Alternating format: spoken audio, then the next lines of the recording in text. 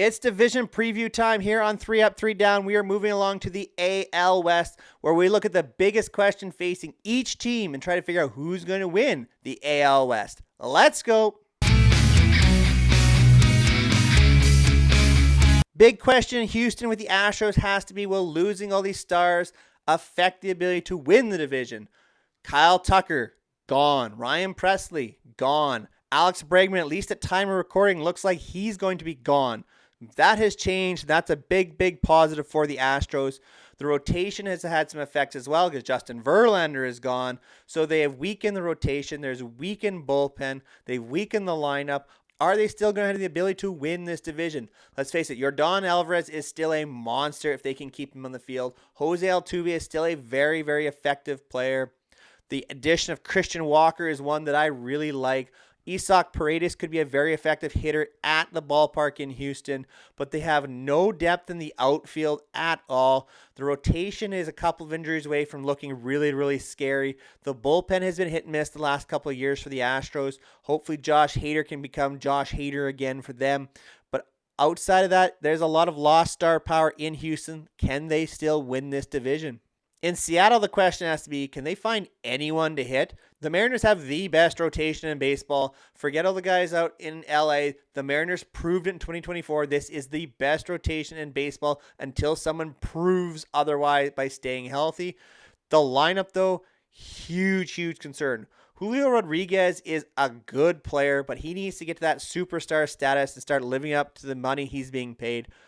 Randy Arozarena was not terrific after coming over from Tampa Bay. A bad season last season. Let's see if he can get back on track. Jorge Polanco was a disappointment, but is back with the Mariners for 2025. We'll see if he can get back on track. Luke Raley was probably their most consistent hitter last season. Mitch Garver was a disappointment. They need some guys to really step forward and become as productive as they've been in the past. Otherwise, it's going to be another long season in Seattle. The question of the Texas Rangers in my mind has to be, can the new pitching staff bring renewed success? They have added a ton of pieces to this bullpen. Jacob deGrom might actually be healthy and be able to front the starting rotation. Kumar Rocker looks like a guy to potentially break out as a starter for these Texas Rangers.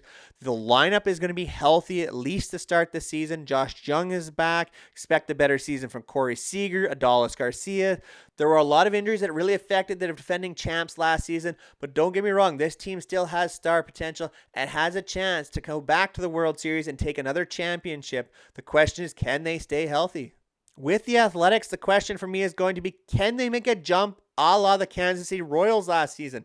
There is the makings of a very good lineup here in Sacramento, even though I don't want to call them the Sacramento A's. The Athletics had a really good second half, fronted by guys like Tyler Soderstrom, Lawrence Butler, Brent Rooker. There is a good lineup being formed here by the Athletics. J.J. Bleday was another guy who really broke out offensively. They've added Luis Severino. They've added Jeffrey Springs. They have a decent bullpen as well. This is a team that could make some noise. I'm not saying they're going to make it to the playoffs, but I think they're going to be playing a lot of serious games in September. Look for the Athletics to take a big step, and it seems like they're finally willing to spend some money. Maybe that's just to avoid a grievance from the Players Association, but they are spending some money and are definitely making for an improved roster for their first season in Sacramento. The question I have with the LA Angels is, they are spending money for what?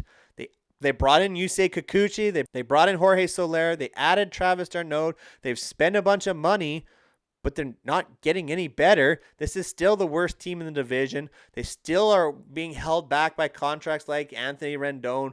Mike Trout still needs to stay healthy for this team to have any potential at all. There are some young players that I really like. Zach Neto, Nolan Shanuel are players that I really like and can be a very effective mainstays for this organization. But the Angels really haven't learned how to build around these young players. So hopefully they can take that next step and these signings actually do pay off to the Angels and the money is well invested in the team.